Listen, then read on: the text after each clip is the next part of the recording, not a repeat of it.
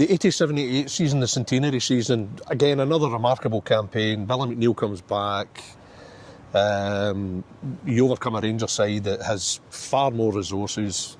Some of the signings were among probably the shrewdest in Celtic's history. Billy Stark and Chris Morris.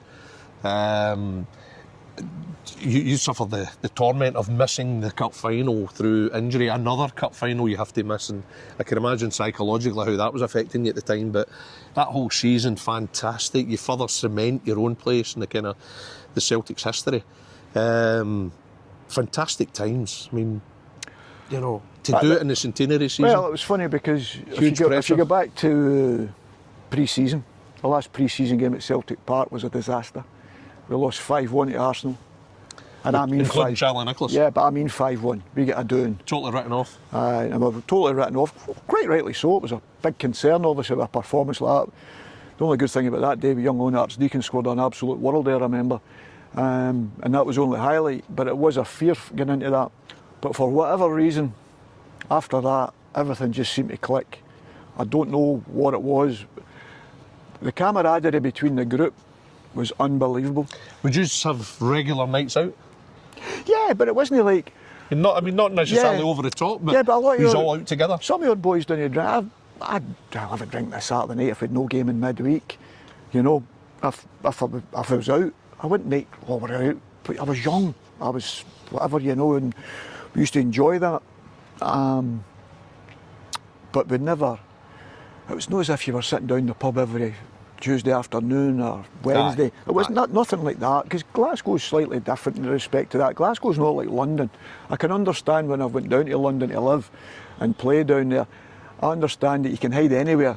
Up here, you cannot get away with that at Celtic. Even before, people talk about phones nowadays. We make the jokey comparisons about sports science now and what it was back then, but nevertheless, back then you're still top pros. You enjoy yourselves, but you also have to look after yourself because the demands are huge. The demands are huge, but you've got to remember, that's our livelihood. You're my teammate. Paul was my teammate. I'd have kicked 11 daylights out of Paul in training.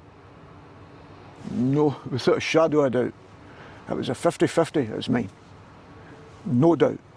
Because I'm playing on Saturday. We'd fight each other to play. I've asked you about Paul. How would you like to think Paul would reflect in you as a player? Because I would imagine there was a lot of times in games you're looking out for him. I didn't need to look out for him. What we've done is, I think he appreciated what I'd done for the team. You know? Meaning later, I think everybody would appreciate what you'd done, because I was good at getting the ball back for the opposition. I was good at giving them the ball early.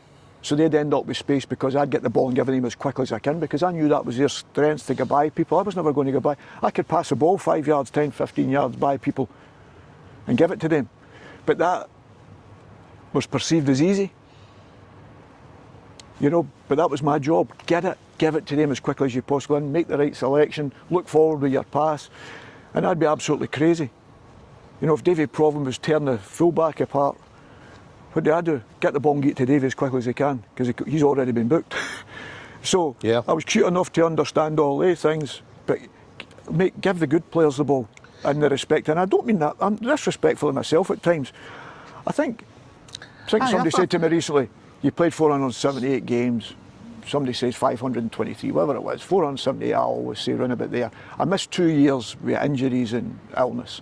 So I missed 2 seasons, 2 full seasons. You don't play all those games, Peter, for a club like Celtic with no ability. But also the other managers you mentioned all picked me. So I was fortunate enough to do that. And people also have a perception as a player. I understand, I have no problem with that. No, but I think you would brilliantly do the ugly side of the game. But you contributed in terms of the football that was getting played as well, Peter. Yeah, listen. You'd see a pass, you'd know where guys were, you could read the game. Course, you know? But listen, you named guys like the great Billy McNeill, the great Davy Hayes, even the Liam Brady's who came, just all picked me.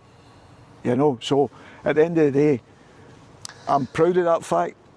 And at the end of it, when I finish up, when we go on later on, Mo Johnston wants me to stay because he's only seen me in a couple of games with Celtic and wanted me to stay then. And I thought at 32 it was time for me to go. So the League and Cup double in the centenary season, the following season you lose your grip in the league, but you're getting into a Scottish Cup final here, 1989, against the Rangers side, going for a treble. Graham Souness's Rangers side. It's a much different Hampden to what we're admiring just now. Celtic end down there completely open, gloriously sunny day. How motivated were you that particular day to deny Souness a treble? First of all, I preferred having the other way, but it was all open, singing in the sun. I preferred it that way. But I can always remember it was right at this touchline here, when the ball goes out for the throw-in, and Big Roy claims it as you start to run. Was he over there actually? No, it was right here. Was it right? Right here. The throw-in that never was. That's what they said. Good job there was no VAR. I remember John Brown was there, naturally, understandably going mental because it was a Rangers throw. It was the only decision we got off the referees then. You know what I mean? And, but I've just started to run, and I've just run here, and Big Roy's through it. We just thought quickly, and the referees just played on. And I've tried the long diagonal at the time, and I think it's Terry Butcher. It is Terry Butcher. Terry Butcher gets in, intercepts it, but Mark jumps with him, Mark McGee jumps with him, and the ball sort of flicks off, and Gary Stephen goes to play it back, and the rest is history. Wee Joe nicks in and gets the goal. But it all started from here with Big Roy just grabbing the ball and me making the run. And Rangers weren't very happy all the same. But on that particular day, I looked at that game. Somebody sent me that game not long ago, actually, and I watched it for the first time, believe it or not. And we played the whole game? Yeah, and we played very well in that game. But Rangers had an unbelievable 2 chances, because as soon as we scored, Big Derek White clears one off the line. Yes. And then Ali McCoist misses there. Put it over the bar? Aye, for about 4 yards out. Was that a slow motion moment? Yeah. Because Ali McCoist would have tormented you for years in derby games. So when you see the ball going to him, you're thinking, here we go. Yeah. It's in. But 9 times out of 10 it was. But not even just against us, because if we were winning games and Rangers were a little bit later and it was 0-0, and then all of a sudden we'd hear it was 1-0, we didn't even need to ask who the goal scorer was. Alan McCoist was a phenomenal striker for Rangers, wasn't he? Unbelievable. But that's when the ball dropped to him there, you're thinking, goal. Was Ali McCoist the one Rangers player you cussed more than most when you were at Celtic? I cussed them all. You cussed them all. You weren't particular, you just cussed them all. No, it didn't matter. But, I mean, Ali McCoist caused so much upset for Celtic in those years. Yeah, it was. Phenomenal. I mean, but he was an unbelievable striker. You know, the top quality strikers, Celtic and Rangers have always been blessed with top quality strikers, because when you play with Celtic and Rangers, the number 9 has to score the goals. You know, that was always the case. And you look, I'm naming some of them. I was fortunate enough to play with when I broke into the team. I talked about Frank, McGarvey being in the team at that particular time, God rest him. You had Brian McClare, Mo Johnston, you know. Then in later years, you got Van Hooijdonks, Cadete, Tom, Andy Walker, Mark McGee's, Frank McAvenny, who's Charlie Nicholas, Mo Johnston. All these guys were phenomenal strikers, you know. Cadete, as I said, was unbelievable player. Di Canio was slightly different. He was more of a forward player, not a winger, not a centre forward. Yeah, but the thing is, I never ever. Wayne, no disrespect. I never ever. But I don't think. I think it's unfair because I always felt myself. I would never say. Yeah. There was a period that people say. But if you talk about Biggsy, you talk about Andy Payton, you talk about Jerry Craneys, they all scored goals. Yeah. They were all centre forwards who could score goals in the respect to that. So Celtic strikers and Rangers strikers are always judged on goals. That's why young Adam Eader, I think you look at his goals to minutes, it's fantastic in the respect to that, because is it the days gone because you're only playing 60 minutes or 30 minutes or 15 minutes because of the amount of subs you have? Predominantly in the days, these guys stayed on the pitch. But McCoist was unbelievable. You could be giving him a doing. But in the Rangers boys used to say, it was a lot of the times we played Rangers, and the Rangers boys admitted we used to play them off the pitch and create a lot of chances, and maybe they had great defenders, good defending, but they knew they'd always get a chance against us, and they said that. If we played them 15 times, they said we should have beat them 13, but should have, and it was completely different. You won the Cup in 1989, but what you didn't realise was, or could never have realised, was it would be a further 6 years before you won another trophy. Rangers then embark on the 9 in a row years. Can you give us an idea? I mean, even more so, there's a generation of fans now, Peter, that just cannot imagine that kind of period of deflation and utter disappointment. They're used to winning stuff all the time. 6 years without a trophy at Celtic. How is that? Just complete hell? The pressure? I don't know what hell feels like, and hopefully I never do, but I can guarantee you I'll not feel much worse than that period in the respect to that. We understand that's part of life and it's part of the history of the club, and sometimes you've got to go through pain to gain certain things. I didn't expect to go through that much pain, that's for sure. It was tough, but in a weird sense of way, and I know people think it sounds stupid, but actually, I can't change it for the world. I'd love to have won more trophies, but I was still playing and involved with Celtic, so I was fighting and scratching.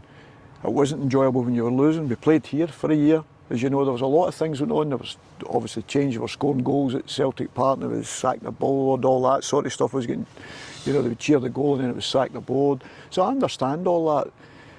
Is that the making of what went through and what they're going through now? And that's why I say to this moment, it doesn't matter how many trebles you win. It doesn't matter how many doubles you win. It doesn't matter how many leagues you win. Keep winning them. Keep winning them. Never get sick of it. 1989 was the first of Rangers 9 in a row. But that particular summer, you're thinking Maurice Johnston's coming back to Celtic. Yep. Understandably, it's reported it's a major transfer coup for Celtic. Big headlines. Then all of a sudden he's not. And he's going to Rangers. Give me an idea of what your emotions were and the emotions of the Celtic dressing room when that was coming out. Well, I think that was a big part of the next few years, as you said. We should never have lost Mo Johnston to Rangers. You lose it with someone else, for sure. I don't care. And people can say, oh, we never had this, or Celtic never had that amount of money, or whatever. I don't care. They should never have been allowed to go to Rangers. And I think that was a big part, because with Mo Johnston in their team, there's no way that would have happened that length of time. I can guarantee you that. Had you spoken to Mo about him coming back to Celtic at that point, can you recall? Yeah, because we went to the cup final and I was sitting with him. We were sitting next to each other, because obviously I'd played with him prior. I was sitting on the bus going down to Seamill. Obviously, he's part of the part of the preparations, but he's with the squad. He's with the squad down to the game. He's staying with the squad. Staying with he's the squad. With the squad all the way. Stayed with the squad. Mo was down. I think he came back on the Thursday. We'd down on the Friday. Mo was on the bus. Was down on the Friday. I think that obviously that was part of the reason. The signing the people, the supporters know that Mo's coming, and there's obviously that. How was he in the bus and when he was with the squad? Brilliant, just buzzing about the idea of coming back absolutely. to Celtic. But always one thing stood in my mind at that part in the conversation. Yeah, everything's done. He said there's just a bit of paperwork to be done. Everything had been done, so that was fine. It was just one bit of paperwork could be signed. So me not thinking anything else, just think that doesn't matter. All the pictures have been done or whatever. You're not thinking, oh, there's anything going to hold it up or whatever. And then the full focus was on the cup final. And on the cup final day, as I say, Rangers had a couple of chances. I thought we played really well on it and thoroughly deserved to win that day. That was a big result for us because I think that stopped Rangers winning the treble, as you said. So we'd signed Mo, it stopped Rangers winning the treble. That's what you thought. I was called up for Scotland for the Rouse Cup. I was in the squad for the Rouse Cup games against England and Chile. Yeah, and so I was in the squad for that. So the next day I'm obviously away with the squad. Mo's there, Coisty and that are there. We're going to train him. And remember, coming on to Mo and Coisty coming onto the bus, obviously. We're sitting on the bus, and the next thing, Coisty said, we're going to terrorise you next season, wee man. And I went, I know where, the wee man's back. He went, no, me and him. I never thought anything else about it. I was just laughing, like, you know. But I never thought anything else about it, because I'm in amongst all these international stars. I'm thinking, you know, and I'm one of the young ones, and thinking, wow, don't you get involved against England and Chile and all that. So it's just went out. But then when I look back now, there was obviously, I remember being down, I'm not sure if it was Turnberry, we were staying, and Big Billy was down, and you, Big Billy had that unbelievable aura, always suited and booted, always looked smart, always looked $1 million. But I remember we were going up to train, I was on the bus at the time, and he was sort of going across the car park as he does with the chest out and whatever. But I never thought anything else of it, but I think he'd been down to see Morris. Obviously there was something going on, and this is obviously what was going on. Then sure as fate, the news broke that Morris had signed for Rangers. And were you angry? Yeah. You were angry? Yeah, of course. Bitter? Yeah. Bitter because I said, would I say by him? That'd be strange to say that. I was bitter that it was allowed to happen because it was allowed to go to Rangers. Because I don't care if somebody comes in and says, oh, he's decided to go to Manchester United or Liverpool or whatever at that particular thing. Fine, you're disappointed. But Rangers? No, that's not happening. That can't be true. But it was, unfortunately. And I definitely think in that period of time, there's no doubt if we'd had Mo Johnston in our group, that 6 years definitely wouldn't have happened. So were you still part of the Scotland squad when you discovered that Mo was actually going to Rangers? Yeah. Did you confront him? I've spoken since then, after the games. I don't know if Mo came back to the squad, if I remember after that. I'm not sure if he was involved. I think he was involved in the England game. I'm not sure if he was involved in the Chile game. I'm not sure. I would be telling lies on that when it all blew up. But it wasn't long after the final. So it was like, I'm maybe 100% wrong here, is because if you imagine it was a Saturday, this happened on a Tuesday or something, or a Wednesday when he was announced. And I can't remember if that was after the 2 games had been done or if it was in between both. But it was a massive blow. I couldn't believe it. I still couldn't believe it even when he ran out with the jersey on. I still thought it was bizarre. But it sent warning signals to us as well. So there must have been a moment when you get a first chance to speak to him after it come out he was going to Rangers, or after he'd signed Rangers. Can you recall how you were with him? Yeah, when I booted him on the park at Celtic Park and got sent off, that was the first time. He broke away in the middle of the pitch and we beat him. We were 2-0 up, I think we were. And I brought him down in the halfway and I got sent off. Remember, 4 of us were sent off, 3 Rangers players and 1. And then the next time I seen him, as in personal, as in the conversation with him, even though I'd played against him, the first time I actually sat down with him was about when Tony came back as manager.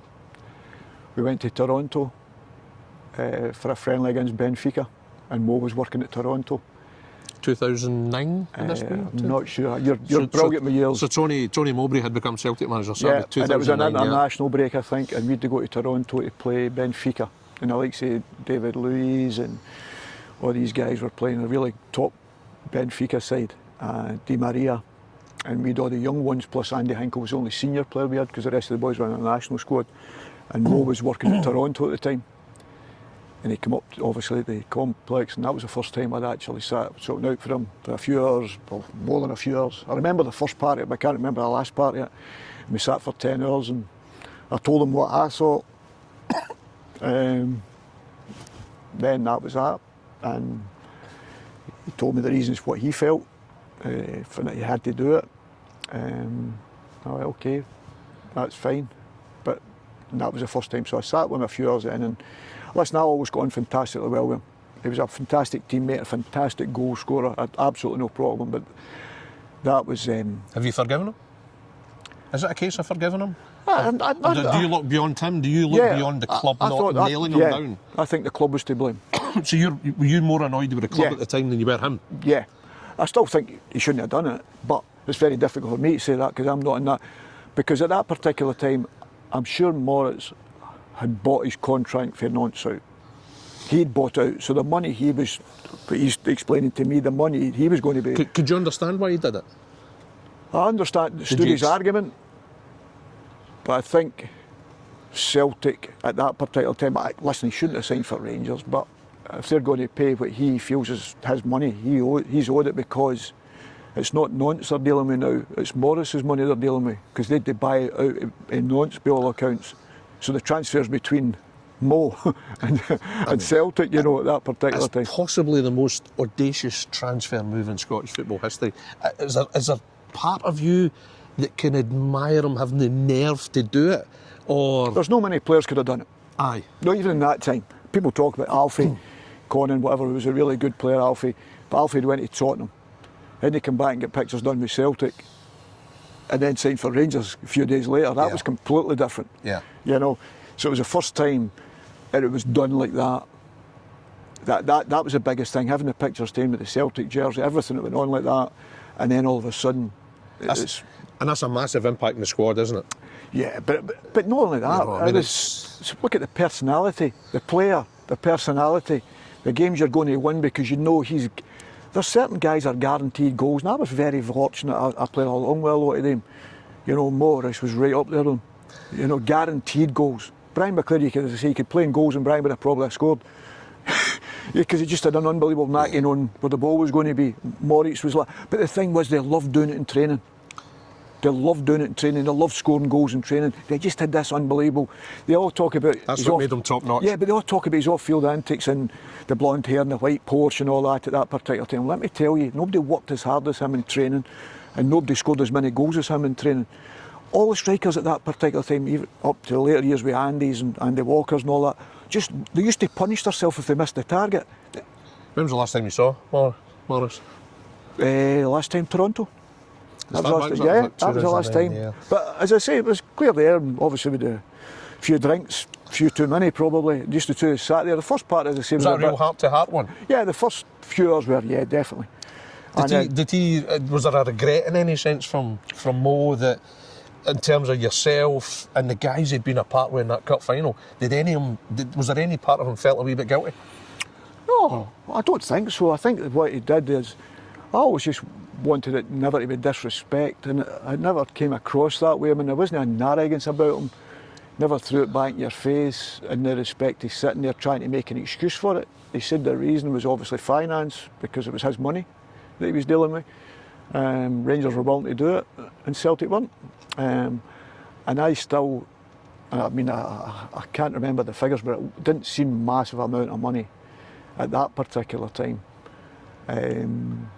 That Celtic could have changed the course of history and actually I know the nailed them down. club financially weren't in a situation probably at that time, but at the end of the day, it's Rangers you're talking about. Can't let it happen. It can't happen. Let it happen. It can't happen for me. There's so many remarkable people, for you at Celtic. Tommy Burns, Peter. So we've spoken about the 6 years. We get to 95, the Scottish Cup final.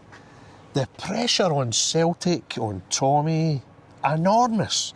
You'd obviously lost to Wraith Rovers 6 months previous. That was another cup final, unfortunately, you had to miss. Suspension, I think it was. Yeah. So you get to this cup final. I don't think you're 100% fully fit either, are they? No, I got carried off at Tannadice, if you remember. And I was out, they told me I'd be out for 4 months. Bear in mind the cup finals in 3 weeks or something like that. You know, so that was a massive blow, the Tannadice that day. I remember going down right away and I just knew it was a bad one. Jim McAnally, Jim's a big Celtic man, a good pal, and Jim's hit me full on side, and I've just played one round the corner and Jim's come in for the side and wiped me out. It was usually me doing that to him. And then I just thought that right away I knew that's it, finished, you know, I'm missing another one. And it was devastating. I remember coming off to the game and I've never felt so low, but it was bizarre when you're talking about the great Tommy. He was actually in tears to me. At the prospect you missing again? Yeah, because they just knew then. I think Scott had actually, Brian Scott, the physio, had said to him, bad one, this, you know. So Tommy actually sent the bus down the road, me in a car, and Tommy taken me in the car, and I stripped that one to the hospital. I think it was a Bon Secure actually, to go and get the worst news we possibly could. Yeah, it's going to be 4 months or something. So I was devastated. And Tommy knew that, and I think that was a personal bit on him. He'd taken me from Dundee to Glasgow in the car, put the car seat back, we're just in the car, and it was like silence, honest to God. I was just devastated. And I still say to this day, because I'd missed other cup finals. I mean, Big Billy tried to play us in the cup final in '88. I had the Stookie on the Tuesday morning, got it off on the Tuesday morning, and played a bounce game at Celtic Park against Queen's Park to try and get us fit for the final in '88. But I could hardly walk, as I said, just had the Stookie off that morning. But he was desperate to give me a chance. He was desperate to give me a chance to play, but I couldn't walk. And then this one came along. We went to Italy and all that pre the cup final, and they only taken me along because I wasn't even with the boys. I wasn't even training. I couldn't do nothing. I had a brace and whatever on. And I was on a stationary bike up in the hotel, and the boys were out training, and I was just devastated. The cup final, everybody's building up towards the cup final, and I'm not involved. Utterly heartbroken. Yeah, and then one day I've got the brace on, and I was in the house, and I never seen Lorraine coming, but I'm actually hitting a ball off the wall with the brace on, try to side foot it as if I'm tackling the wall to see if there's any pain. And I'm thinking, it feels all right, you know. It's only a few weeks into it. And I said, that feels okay. And Lorraine's like, what are you doing? You know? So I get in the next day and I say to Tommy, I say, Gaffer, listen, one game. That's what it is. I've got one game. I said, I was kicking the ball the other night there against the wall and I was tackling it and it feels all right. And he's like, yeah. So I know him and Lorraine had spoken and he's like, listen, I'm going to just give him a chance, but I know he's not going to be fit. But I've got to give him in his head to make sure he knows that he's not fit. So sure as fate, on the Tuesday, I think, prior to the cup final, I asked, can I take part in training? He says, yep, but I think they'd already, Scotty and I had allowed him because they knew I was going out for a period of time. So they'd allowed that, fine. So the first ball comes in. And I know in myself, I've got this all in my head, but I've got it all worked out, saying, no matter what happens with the first one, there's no grimace coming. This is what I'm saying to myself, so make sure you're aware of that. So I'm putting this in my head, even getting into the training. Even if I feel it, I can't show it. Yeah. I just want to play in this game. Yeah, so I can't say, this is me going to training, by the way, this is me driving towards training. And I'm thinking, no. So they got up to training, we're in the dressing and they're all laughing. Oh, you're up to that, right, Grant, you know that. Brian Scott's put this false ligaments on my knee and whatever to obviously stabilise it. And then the next thing, first ball comes, honest to goodness, hits me in the toe. Oh, and you talk about the worst toothache you've ever had in your life. This felt as if somebody hit me with a sledgehammer on the side of the knee. But I've not even moved. I've not said anything. Not done anything. I'm just sort of like grimacing right through my teeth, everything. And that was fine. So we're off the next day, but I'm in obviously doing a bit of work myself. And Tommy said, how are you feeling? I said, I feel fine, Gaffer. So the Thursday comes. Train the Thursday. A couple of wee things, get away with it. He said, listen, he phones me that night. Go back for training. He said, what are you feeling?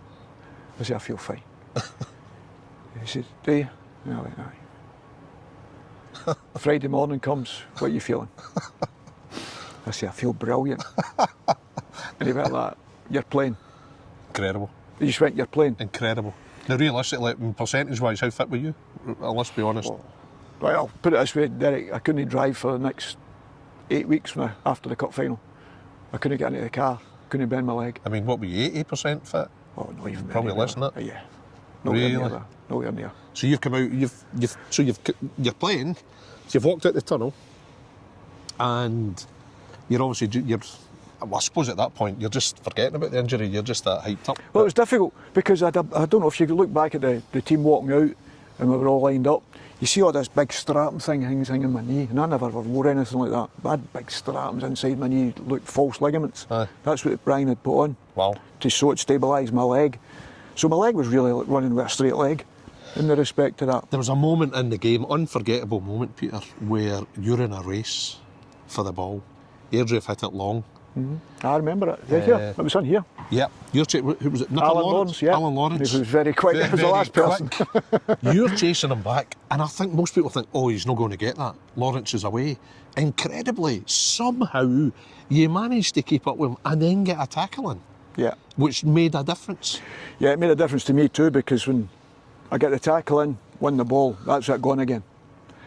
And I remember the referee, I'm not 100% sure, if I'm right it's Davy Syme, I'm not 100% sure, I don't think it was Davy Syme actually. I can remember seeing the referee, I can see his face but I can't remember his name at this moment in time. And I put the slide tackle on, Scotty's come on, I cannot move it, honest to God, I can hardly bring my leg back round again because as I said, because it's caught, because of the way I've hooked it, my leg's still caught there, but I can't get it round myself because of the tape, so I can't get it back, so Scotty comes on. And I'm lying there and he's giving us a little bit. And I says, how long do you go? He went, there's only a couple of minutes.